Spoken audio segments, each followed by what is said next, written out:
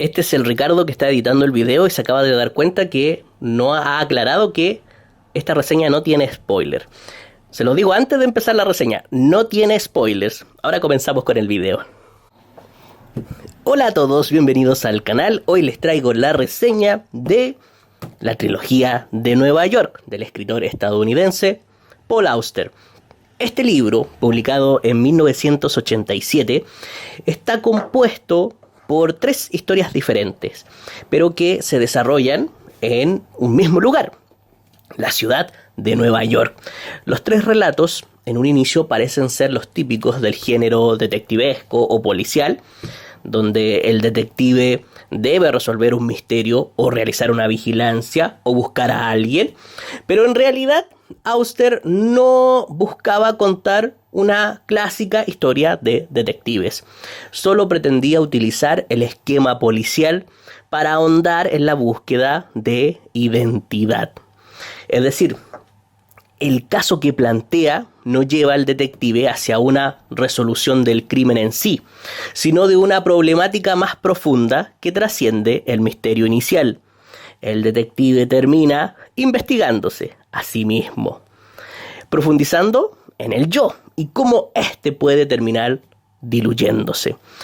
Esto que a mí me pareció fascinante, a muchos lectores les pareció todo lo contrario. Me puse a leer comentarios en internet y muchos estaban molestos de que Auster no resolviera los misterios planteados y se desviara en cuestionamientos introspectivos. Por eso advierto aquí que aunque parezcan historias policiales, no lo son, y se encontrarán con algo totalmente diferente. No es que Auster se desvíe, no. Su fin y su dirección inicial es siempre eso, los cuestionamientos filosóficos. Por lo tanto, no estamos hablando de novela negra, sino de una obra posmoderna, cuyas características afloran constantemente en el texto. Por ejemplo, su propio autor aparece dentro del libro como personaje, lo que habla de su carácter metaficcional. Lo metaficcional siempre está presente en este libro. Es decir, que nos hace saber que se trata de una ficción. Nos hace ser conscientes de que esto es una ficción. Como también hay presencia de intertextualidad. Constantemente se hace referencia a otras obras literarias, a muchas. Por ejemplo, El paraíso perdido de Milton, Don Quijote de la Mancha, Walden de Thoreau, e incluso se cuestiona el lenguaje humano que propicia profundas implicaciones filosóficas. En esta obra se propone algo muy interesante, que voy a dejar un espacio de la reseña para ahondar en esto, porque es el corazón de este libro. Aquí Auster dice que nuestro lenguaje no refleja la realidad. Y eso está en toda la novela, la atraviesa, y hay que explicarlo. Y lo voy a hacer en breve. Y claro, esto no estaría completo si no hubiera un lector activo. Si los lectores no nos perdiéramos a nosotros mismos intentando resolver los enigmas existenciales que nos propone el autor. De hecho, yo todavía estoy buscando conexiones entre las 3 historias, completamente perdido en la ciudad de Nueva York. Muy bien, aquí traté de hacer un esquema, pero lo vamos a explicar inmediatamente. Las 3 historias que componen la trilogía de Nueva York, la primera se llama Ciudad de Cristal. Ahí está. La segunda se llama Fantasmas. Y la tercera se llama La habitación cerrada. Entonces, las 3 historias en apariencia parecen funcionar en clave detectivesca, por lo que normalmente, o por lógicamente, debe haber un protagonista detective en cada una de ellas. Y de hecho, hay un detective en cada una de ellas. Hay una aquí en Ciudad de Cristal, hay un detective. También hay un detective en Fantasmas y también hay un detective en La habitación cerrada. Pero hay diferencias. De estas 3 historias, quien inicialmente es realmente un detective es en Fantasmas. El personaje principal de esta historia desde un principio es un detective, mientras que en las otras 2 Primero, es un escritor. Es un escritor que debe transformarse en detective. Es decir, es un escritor que toma el lugar de un detective. Que empieza a utilizar las facultades de un detective. Que debe ponerse en el lugar de un detective. Esto es importante. Y como les decía, en Fantasmas, el protagonista en un inicio ya es detective, pero debe vigilar a un escritor. Se le encarga que vigile a un escritor. Entonces, si se fijan, los detectives y los escritores están en toda la novela y en todas las historias. Tenemos al detective vigilando al escritor y a escritores intentando ser detectives. En el fondo, el papel del detective y el escritor son intercambiables. En la ciudad de Nueva York, el detective es un ser que parece haber nacido ahí, es nativo de ese lugar, de sus calles húmedas, sucias y oscuras. Es el que indaga, es el que investiga y busca respuestas a los misterios que le son encargados. Eso en un plano físico, en un plano real, pero el escritor es el que investiga también, al igual que el detective. Busca respuestas al igual que el detective, pero en un plano ficticio que involucra la palabra. Por eso son intercambiables. ¿Ah? Y esto lo dice el mismo Paul Auster en las primeras páginas. El detective es quien mira, quien escucha, quien se mueve por ese embrollo de objetos y sucesos en busca del pensamiento, la idea que una todo y le dé sentido. Esto después va a resonar muy bien para los que sigan esta reseña con detalle. Dice, busca del pensamiento, de la idea que una todo y le dé sentido. El detective busca el sentido. En efecto, el escritor y el detective son intercambiables. Son intercambiables. Esto es muy importante para lo que viene. Ok, espero que se vea todo. Me fui muy arriba y escribí un poco más pequeño porque necesito ocupar más la pizarra. Pero esta es la idea principal. Yo les decía que Auster decía que el detective y el escritor son intercambiables. Uno trabaja en el plano real, mientras otro trabaja en el plano ficticio. Uno lidia con objetos reales, mientras otro lidia con palabras. Uno lidia con la identidad de las personas, mientras el otro lidia con el lenguaje. Pero la palabra, en este caso, va mucho más allá de solo quedarse en el plano ficticio. La palabra, que está aquí, le da nombres a los objetos en el plano real.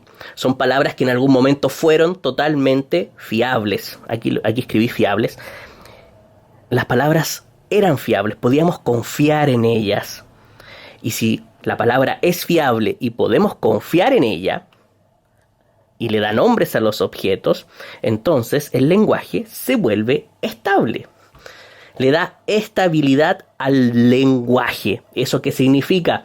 Que si tenemos un lenguaje estable, este es el encargado de darle identidad a las personas, de darle identidad a las cosas en el mundo real, es decir, el yo. Por lo tanto, si tenemos un lenguaje estable, entonces tenemos identidades estables. Pero lo que plantea Auster en este texto es que esa estabilidad del lenguaje ya no existe. Voy a borrarlo aquí. Ya las palabras no son fiables. Y las palabras, al no ser fiables, hacen que el lenguaje ya no sea estable. Eso nos dice Auster en este libro. ¿Y eso cuándo sucede? Cuando las palabras dejan de ser confiables. Aquí lo noté. Le puse Babel. Pero en realidad está haciendo referencia al episodio de la Torre de Babel. Cuando la Torre de Babel cae, que también está simbolizando la caída del Edén, les voy a leer el texto donde Auster lo dice, nos dice que desde ese punto las palabras han dejado de ser confiables, ya no representan el mundo. Ahora hay un abismo entre las palabras y el mundo real. Entonces las palabras ya no son confiables y por tanto el lenguaje tampoco lo es. El lenguaje ha pasado a ser inestable.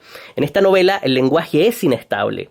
Y si el lenguaje es inestable, las identidades también lo son.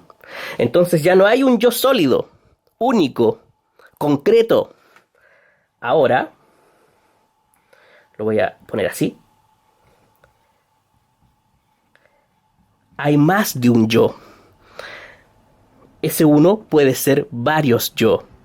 ¿Y qué significa varios yo? No sé si se alcanza a ver ahí. Significa posibilidades. Posibilidades. Esto es muy importante. Porque ¿qué son las posibilidades? Las posibilidades son... Estoy escribiendo todo choco, perdón. Azar. Las posibilidades son azar. Me acabo de dar cuenta de un error en mi escritura. Para los puristas que siempre molestan. Aquí como escribí muy rápido, era posibilidades. Y escribí mal, posibilidades. Bueno, ustedes saben, posibilidades. Bueno, se entiende que escribí apurado. Miren, les voy a leer un fragmento que tengo aquí. Este es el corazón de la novela. Hay que poner mucha atención a esto. Dice, la única tarea de Adán en el Edén había sido inventar el lenguaje, ponerle nombre a cada criatura y a cada cosa. En aquel estado de inocencia, su lengua había ido derecha al corazón del mundo. Sus palabras habían sido simplemente añadidas a las cosas que veía. Sus palabras no habían sido simplemente añadidas a las cosas que veía, sino que revelaban su esencia, literalmente les daban vida. Aquí dice, en aquel estado de inocencia, es decir, el Edén antes de corromperse, Adán poseía el lenguaje verdadero, el lenguaje original, las palabras fiables, confiables y por lo tanto un lenguaje estable. Una cosa y su nombre eran intercambiables. Y ahora dice, después de la caída del Edén, esto ya no era cierto. Los nombres se separaron de las cosas. Las palabras degeneraron en una colección de signos arbitrarios. El lenguaje quedó apartado de Dios. La historia del Edén, por lo tanto, no solo narra la caída del hombre, sino la caída del lenguaje. ¿Qué es lo que nos cuenta este libro, este texto? La caída del lenguaje. Y dice, el episodio de la Torre de Babel era una recapitulación exacta de lo sucedido en el Edén, solo que ampliada y generalizada en su significado para toda la humanidad. La Torre de Babel representa la última imagen antes del verdadero comienzo del mundo. Es decir, cuando comienza el verdadero mundo, ya inicia con un lenguaje inestable, con palabras no confiables. ¿Se entiende? Entonces, desde el episodio de la Torre de Babel, desde la caída del Edén, desde la corrupción del Edén, el lenguaje se corrompe. Las palabras ya no son fiables, el lenguaje es inestable. La identidad pierde solidez. El yo, que era único y firme, se transforma en varios yo, posibilidades, que son azar. ¿Se entiende esta maravilla? Por eso me encanta este libro, por eso amo esta novela. Ok, sigamos. Bien. Entonces, ya que las identidades se difuminan, cambian, ya no son sólidas, entonces el detective, que era un detective, sigue siendo detective, pero también puede ser escritor. Y el escritor puede ser detective. Esto provoca que la línea entre realidad y ficción sea muy débil, que ya casi no exista, que se empiece a borrar. Por eso la realidad y la ficción también empiezan a ser intercambiables. Esto es maravilloso, a mí me encanta esto. Fíjense bien, entonces, ¿por qué hay detectives y escritores? Esto no es casualidad. ¿Cuál es la herramienta del escritor? La más importante. Aquí lo voy a poner. La escritura. Para Auster la escritura es fundamental. Sobre todo la escritura en papel. ¿Por qué? Porque, aquí voy a poner una flechita. Porque ante la inestabilidad del lenguaje, ante la poca confianza en la palabra, el mundo se difumina, la realidad se afantasma. Entonces, los escritores de esta historia intentan desesperadamente fijar la realidad, anclarla, estabilizarla, y lo hacen por medio de la escritura. Por la escritura, sobre todo en papel, por eso aparece un cuaderno rojo en algunas partes de la historia. Es la desesperación de fijar la realidad, de estabilizarla. O por eso, en Fantasmas, alguien escribe informes constantemente. Le piden informes, y esos informes, esa escritura es para estabilizar la realidad, para estabilizar la historia. Y por eso también hay otro personaje que está escribiendo constantemente, que aparece en el final de la historia de Fantasmas y que es muy buena, pero no se los voy a adelantar eso. También está fijando la realidad. Y recordemos que el cuaderno rojo aparece en todas las historias, en la primera y en la última. Ese intento desesperado de los personajes por anclar la realidad es buscarle sentido. El estabilizar la realidad es el intento de buscar sentido. Pero cuando los escritores de la historia llegan a este punto en que buscan el sentido de la realidad, el sentido del mundo, ¿con qué se encuentran? Se encuentran con esto, con el azar. ¿Ah? ¿Y eso qué significa? Una cosa que a mí me encanta. Que el mundo... Voy a ir por el otro lado. No tiene sentido. Bueno, no importa. Ahí usé una minúscula, pero no importa. Esto es lo que me interesa.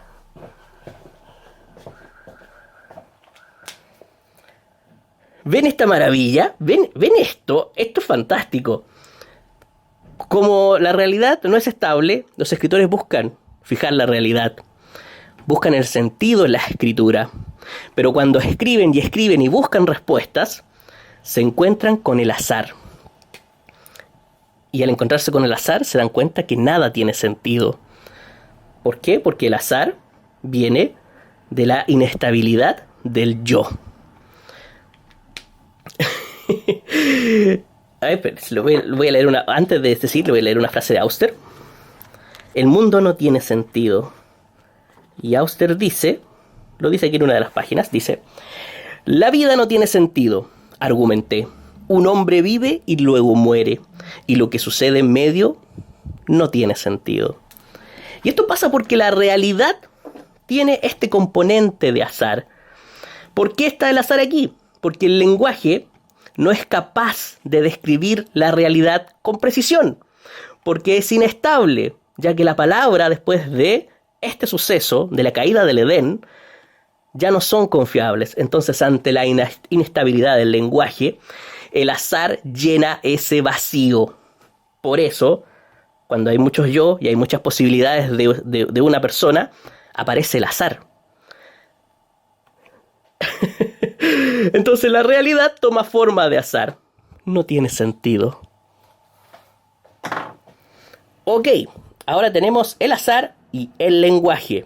Y los dos en conjunto sostienen la realidad.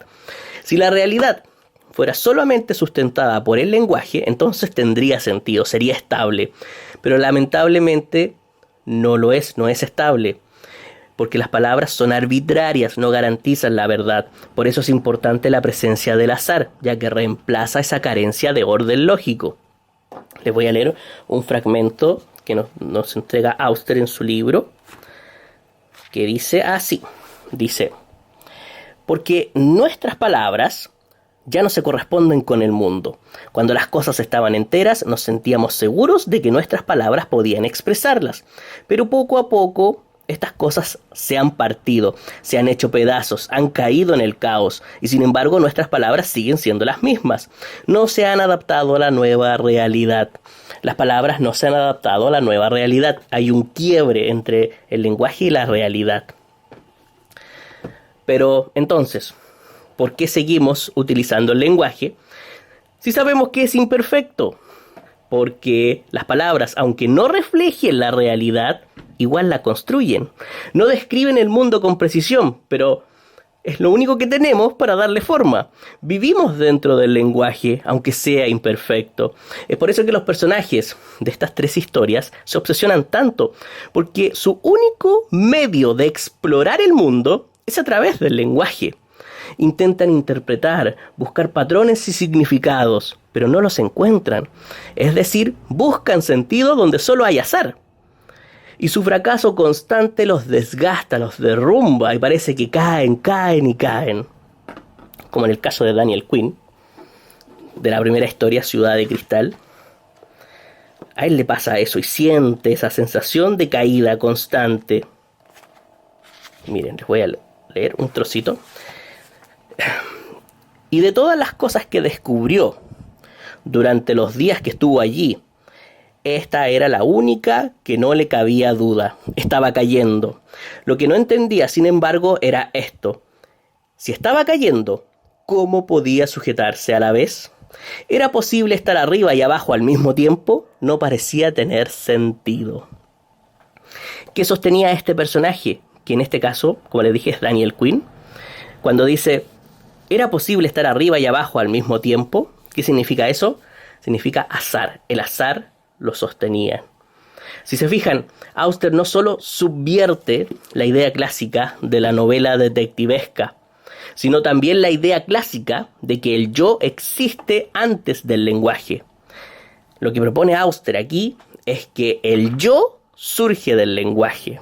Eso es lo interesante. Ahora, yo sé que estaban mirando este esquema mientras yo explicaba el otro. Les voy a hablar un poco de las 3 historias, pero sin ningún spoiler, porque ya dejé claro lo principal, el asunto del lenguaje, eso quedó claro. Y ahora lo podemos ver cómo funciona un poco dentro de estas historias. El protagonista del primer relato, que se llama Ciudad de Cristal, es Daniel Quinn. Siempre en este libro, Auster cuando los personajes conversan, hace alusión a que hace referencia a que las iniciales de los primeros nombres tienen un significado.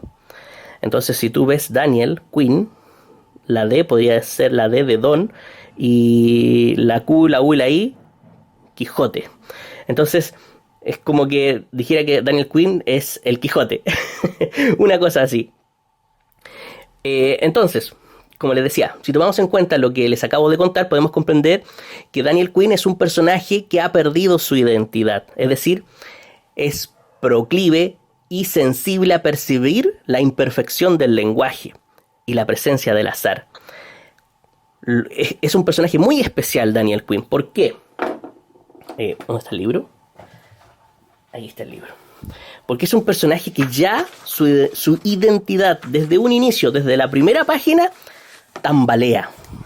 Su identidad ya no es sólida. Miren, ¿qué sabemos de Daniel Quinn? Sabemos, por ejemplo, nos dice aquí el narrador en la primera página, que tenía 35 años. Sabemos que había estado casado, que había sido padre y que tanto su esposa como su hijo habían muerto. También sabemos que escribía libros. Para ser exactos, sabemos que escribía novelas de misterio. Escribía estas obras con el nombre de William Wilson. ¿Se fijan que William Wilson es un personaje de Edgar Allan Poe que tiene un doble? Es un cuento donde este personaje tiene un doble. Buena referencia de Auster ahí. ¿Ah? Bien, Daniel Quinn era padre. Esa era su identidad sólida, estable. Era padre. Era un integrante de una familia completa.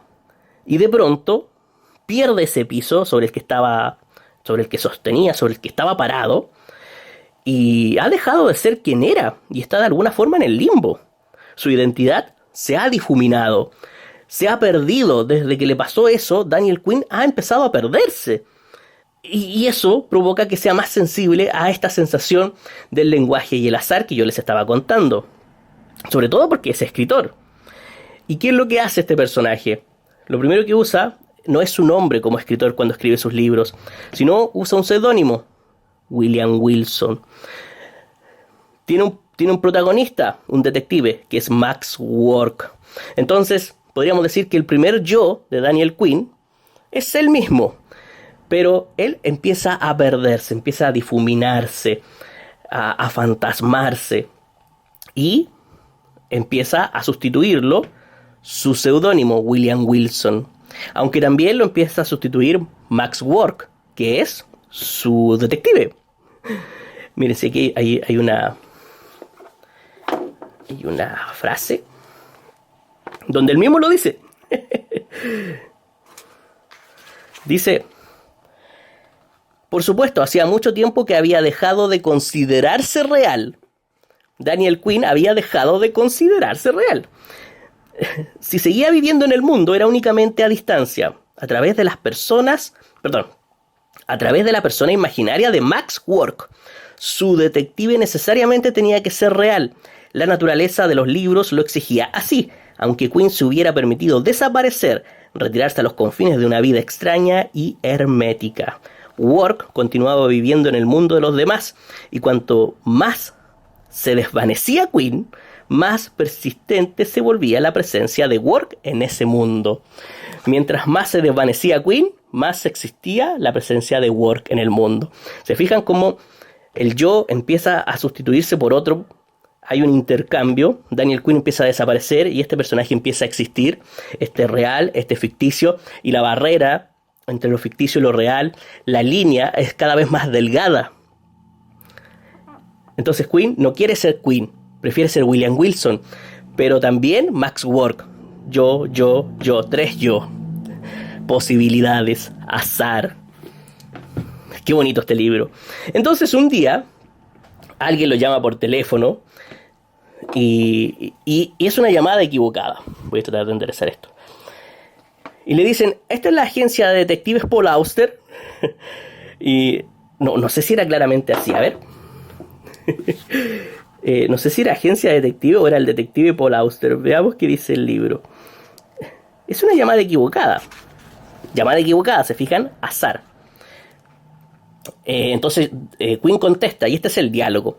Le estoy escuchando, dijo Quinn. ¿Quién es? ¿Es usted Paul Auster?, preguntó la voz. Quisiera hablar con el señor Paul Auster. Aquí no hay nadie que se llame así. Paul Auster, de la agencia de detectives Auster. Lo siento, dijo Quinn, debe haberse equivocado de número. Es un asunto de máxima urgencia, dijo la voz. Ya no puedo hacer nada por usted, contestó Quinn. Aquí no hay ningún Paul Auster. Entonces, en esta primera llamada equivocada, hecha por el azar, él lo confunden con una agencia de detectives, con el detective Paul Auster, y él dice: yo no soy él. Entonces no les da la negativa, le dice: yo no soy él, usted se ha equivocado. Pero él está en un momento en que está pasando de un yo a otro. Él está tomando otras identidades. Daniel Quinn está dejando de ser real, y otras personalidades ficticias están empezando a apoderarse de él. Entonces, está en ese momento en que está expuesto y a ser otro. Está decidido también a ser otro. Y llega otro momento en que lo vuelven a llamar y él dice: ahora sí soy Paul Auster. Usted ha llamado al número correcto. Voy a ir a verla y voy a tomar su caso. Entonces, ahora también es Paul Auster. Yo y yo. 4 yo. 4 posibilidades. Qué hermoso esto me encanta de este libro. Y no les puedo contar más de Ciudad de Cristal porque es un librazo. Es un relatazo. De hecho, es el primer relato que hace Auster de esta trilogía. Y aquí está la teoría que yo les comentaba del lenguaje. Aquí está desarrollada en Ciudad de Cristal. Y con las otras dos va extendiendo las ideas y las va mejorando y les va dando un cierre con la última historia. Lo vamos a ver inmediatamente. Ok, ahora vamos a ver la segunda historia, que es Fantasmas. No podía destapar esto. Fantasmas, que es la segunda historia de esta trilogía. Aquí pasa algo ya extraño de entrada. Los nombres propios son cambiados por colores. Las personas se llaman blanco, azul, negro y no tienen nombres propios. Esta es otra forma en que Auster elimina la identidad individual, convirtiendo a los personajes en signos más que en personas. Se convierten en categorías arbitrarias que dependen del contexto. Por ejemplo, en este relato la historia trata de que un personaje llamado Blanco contrata a otro llamado Azul para que vigile a Negro.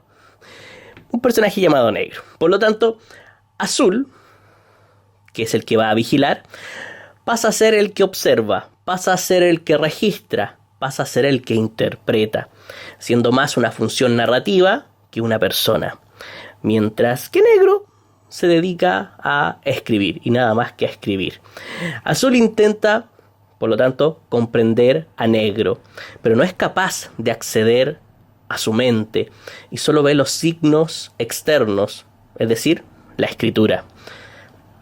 Por lo tanto, su único medio de entenderlo no le permite entenderlo, convirtiendo la vigilancia en autoobservación.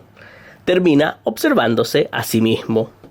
Azul tiene que observar a Negro, pero como no puede entender a Negro, termina observándose a sí mismo.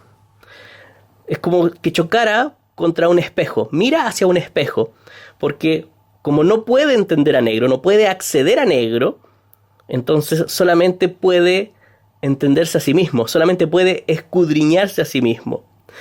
Es muy bueno este efecto. De hecho, lo dice Auster en el mismo libro. Lo tengo por aquí. Aquí él lo deja mucho más claro que yo. Es que no quiero bajar el libro porque se me puede manchar con la tinta del plumón.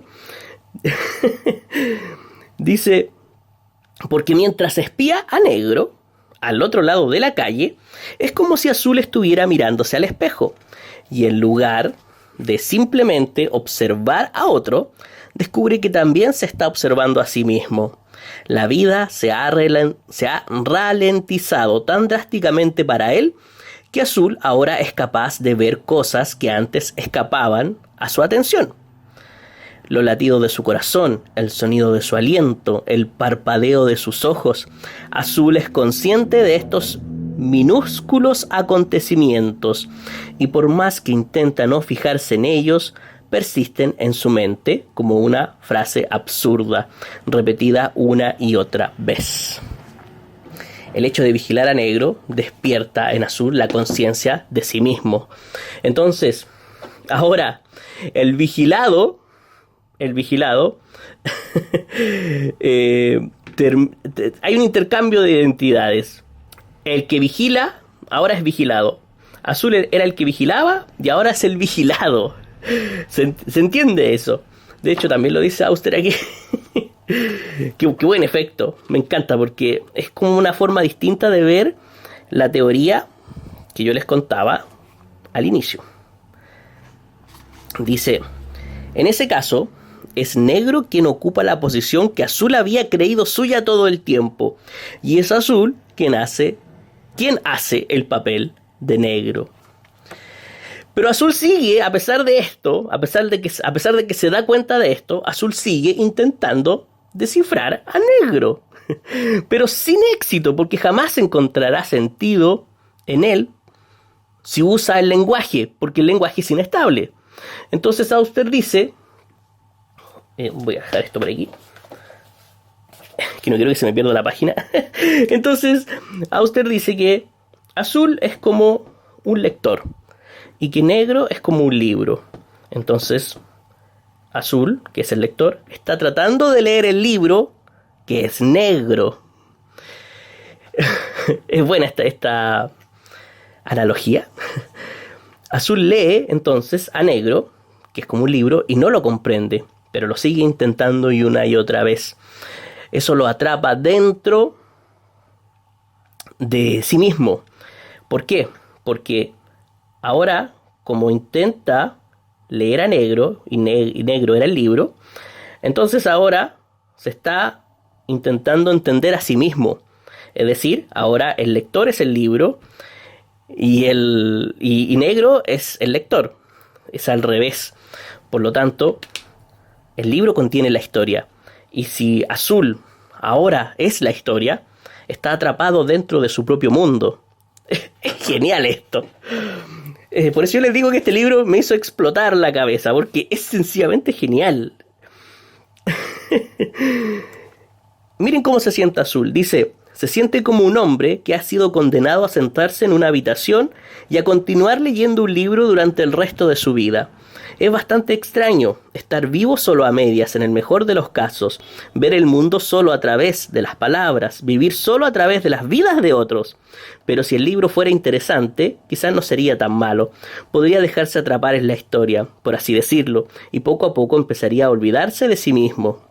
Pero ese libro no le ofrece nada, no hay argumento, ni trama, ni acción, únicamente un hombre sentado solo en un cuarto escribiendo un libro. Azul comprende que eso es todo lo que hay y ya no quiere participar de ello. Pero ¿cómo salir? ¿Cómo salir de la habitación que es el libro, que continuará escribiéndose mientras él siga en la habitación? Entonces, dice Azul, ¿cómo salgo de esto? ¿Cómo escapo de mi autoobservación, de atraparme en mi propia historia? ¿Cómo escapo de esto? Es que no puede escapar si él no deja de observar. Entonces está ahí el dilema, en el deseo constante de los personajes, de los seres humanos, de estos signos arbitrarios, de dejar de preguntarse cosas que nunca van a poder tener una explicación, de seguir intentando encontrarle sentido a un mundo que es azaroso. Es brillante, me encanta esto ya. Ahora vamos a ir a la última. Apuesto que esto parece trabalengua, ¿verdad? Después voy a borrar esto, voy a borrarlo porque después me va a molestar. Después me dicen, ¿pero por qué te demoraste tanto en hacer la reseña de la trilogía de Nueva York? Si es muy simple, es un libro muy fácil de leer. Ay, señor. Ya, ahí. Ok, ahora seguimos con el último relato de este libro, La habitación cerrada, que es la historia que de alguna forma le da el cierre a esta trilogía. Y es también, a mi parecer, la historia que une las otras dos. Es decir, que les da ese sentido de unión a las tres historias. La habitación cerrada es bastante especial. Voy a subrayarla aquí para hacer hincapié de que estamos en de que estamos hablando de esta historia. Aquí tenemos un narrador. Hay un narrador aquí que nos está contando su historia. El relato empieza a girar en torno a él. Él dice, esta es mi historia. Pero al momento que nos cuenta su historia, hay dentro de ella un personaje que es tan importante que él no puede evitar contarnos también la historia de él. Y de alguna forma, la historia de este personaje empieza a dejar a un lado a nuestro narrador principal, que era como el protagonista. Uno dice, el que está contando la historia es el protagonista. Pero al contarnos su historia, empieza a darle tanta importancia a este personaje que está anotado aquí, que creo que se pronuncia Fanshawe, algo así, que es el amigo de la infancia del narrador. Entonces, cuando nos empieza a contar lo que le sucedió, también nos tiene que contar mucho de la vida de este personaje de acá. Por lo tanto, empieza la historia a girar en torno a él, y no a él. Él sigue presente, pero él empieza a tener más protagonismo. Entonces, hay un choque ahí de dos identidades que se empiezan a pelear por el protagonismo, básicamente. El narrador, entonces, del cual no conocemos su nombre, yo digo que es una especie de escritor frustrado. Yo le digo un escritor frustrado. que se dedica a escribir artículos como medio de sustento para el diario vivir. Escribe para eso, pero su sueño real era el de ser un gran escritor, con fama, con una gran familia, con una vida espectacular. Y un día, bueno, y entonces tiene una vida mediocre. Escribe artículos para una revista, etc. Y un día recibe una llamada, es contactado por la esposa de su amigo de la infancia, y le sorprende porque hace mucho él no sabía de su amigo de la infancia. Fue una sorpresa, porque había pasado demasiado tiempo que no habían tenido comunicación. Y la esposa le dice que su amigo desapareció. La esposa de su amigo le dice que su amigo desapareció. Y le dice que se junten y conversen y todo el asunto, porque tiene algo que decirle.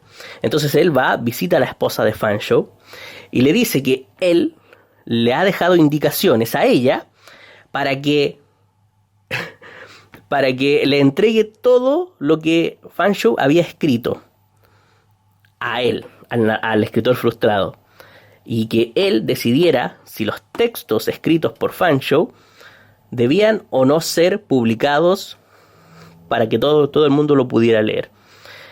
Y él dice, bueno, acepto, voy a evaluar los textos de mi antiguo amigo de la infancia, pensando que eran pocos.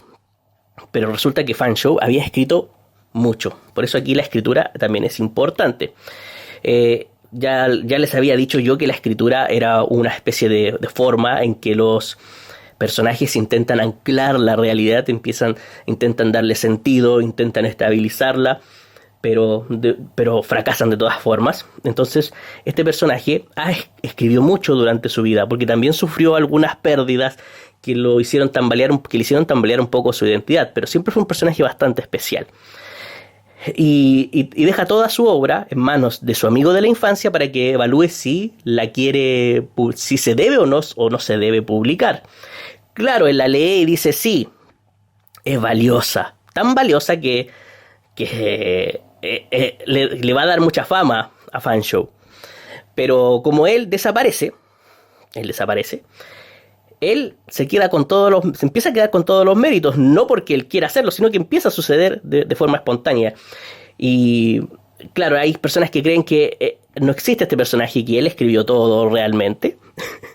Entonces, ¿qué es lo que pasa con Fanshawe? Él desaparece esta persona y deja toda una identidad vacía disponible para que otro la ocupe. Esto es genial por parte de Auster. A mí me encanta esta parte, porque en ese juego de identidades Auster crea una identidad vacía, la deja ahí solita, como si alguien tuviera un auto, lo dejara estacionado, deja la puerta abierta y se va, para que otro ocupe ese auto y lo haga suyo. Fanshawe deja toda una obra literaria disponible para que otro la publique y se haga famoso. Deja una esposa, bellísima por cierto, y deja un hijo, deja una familia, y él se va. Y cualquiera puede tomar esa identidad y quedársela, apropiársela. Claro, tenemos a nuestro narrador y escritor frustrado que no está contento con su vida, no está contento con su identidad, y empieza esta especie de apropiación no de una forma agresiva, sino pasiva, totalmente natural. Y empieza ese juego que le encanta a Auster de confundir identidades, de que se fusionan. Me encanta. Muy bueno. Y bien, el misterio entonces es por qué Fanshawe desaparece. De alguna forma siento que él quería escapar del lenguaje y por eso abandona su vida. Pero al dejar su obra escrita, parece que lo hiciera con un propósito, porque la deja escrita y deja esa indicación de que su amigo de la infancia la evalúe y vea si se puede publicar o no. Entonces, esa indicación es como un botón de encendido para que se active un mecanismo. Pasa esto, miren. Tenemos Fanshawe desaparece, deja la escritura y deja esa indicación a la esposa de que contacte a su amigo. Entonces la escritura llega a manos de este escritor frustrado, que se entera entonces, por medio de esa indicación, se entera que su amigo ha desaparecido. Entonces, este personaje se transforma en una especie de detective, porque también quiere saber qué le pasó a su amigo, quiere entender dónde está, si es que todavía está vivo o no, y por qué ha desaparecido. Entonces, lo busca, como si fuese un detective. Y esa búsqueda es la que él nos cuenta. Es todo lo que le pasa buscando a Fanshawe, tratando de entenderlo mientras él revisa su obra e intenta publicarla. Él nos la cuenta, es decir, vive toda una experiencia. Y esa experiencia lo hace convertirse en el narrador de esta historia. Se convierte en el narrador de esta historia. Y esto para mí es como una especie de bucle. Su amigo deja las indicaciones y pasan estas indicaciones al escritor frustrado. Después pasa a ser un detective que busca a Fanshawe, que vuelve con la experiencia, se convierte en narrador, cuenta esta historia donde nos dice que le dejaron esta indicación que lo lleva a él, que lo convierte en detective, que va a Fanshawe, que le da la experiencia, que lo convierte en narrador, para que nos cuente a nosotros que le han dejado esta indicación con toda la obra de su amigo, para que él la evalúe si la publica o no. ¿Se fijan? Es un bucle. ¿Y a quién le está contando la historia? La está contando a nosotros. Nosotros somos parte y pieza de este esquema. Porque es como si Fanshawe dejara estas indicaciones a propósito para que se generara este bucle y para que el narrador contara esta historia y nosotros la leyéramos. Bucle que se mantiene porque el narrador siempre está intentando dar lógica a los actos de Fanshawe. Siempre está intentando comprenderlo. Y en cada ciclo que pasa, sigue él tratando de buscarlo. Por lo tanto, Fanshawe necesita al narrador para existir, porque la identidad solo se realiza cuando se es leída, cuando se es interpretada y contada por otro. Es contada por el narrador, pero leída e interpretada por nosotros. Auster nos hace participar de esta locura. Somos parte de este engranaje. Y aquí, si la cabeza nos explotó en las otras historias, aquí ya no nos queda cabeza ya. Esto es genial, me encanta. Ya. Terminemos con el libro. Entonces, dependemos de otros para tener forma.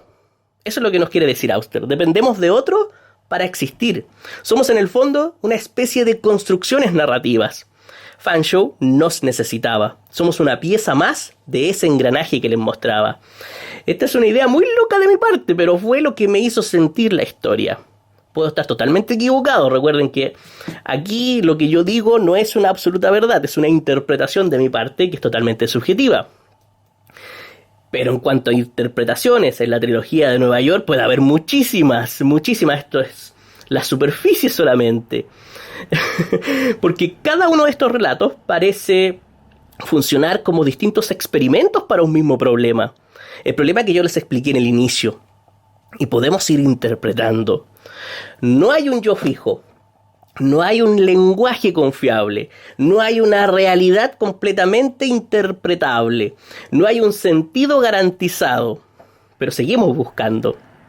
Seguimos escribiendo. Seguimos narrando. Seguimos leyendo. Seguimos interpretando. Igual que los personajes de esta historia, lo seguimos haciendo. Y el lector de la trilogía de Nueva York sigue pensando en todas las conexiones que hay entre estas tres historias. Y seguimos intentando, sabiendo, porque sabemos que no tienen una conexión tan fuerte, sabemos que no hay un sentido, pero seguimos buscando ese sentido, igual que los personajes perdidos en la gran ciudad de Nueva York. Por Dios, qué librazo. Espero que les haya gustado esta reseña y nos vemos la próxima semana.